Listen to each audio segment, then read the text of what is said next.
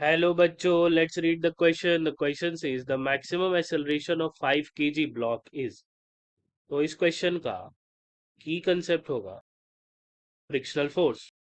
ये सवाल इसके पिछले सवाल का कंटिन्यूएशन है, जहां हमने ये चीज कैलकुलेट किया था कि frictional force maximum frictional force between 10 kg block and 5 kg block is 10 Newton and 5 kg block and ground is 45 Newton.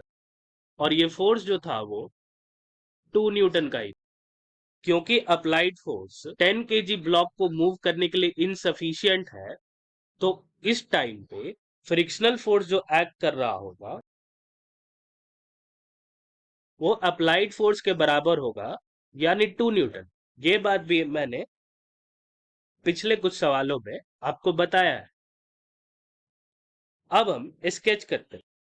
2 Newton का फोर्स आगे की तरफ लग रहा है और 2 न्यूटन का फोर्स कुछ इस तरीके से यहां पे भी इसे अपोज कर रहा है।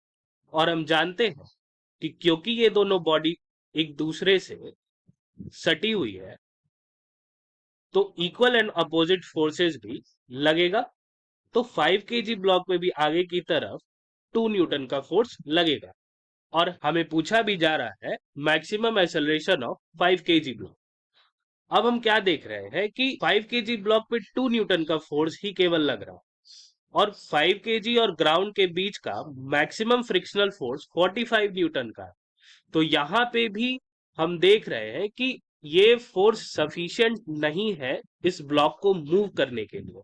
तो हम लिखेंगे as the force is not sufficient to overcome maximum frictional force between 5 kg block and ground, hence the block will not move।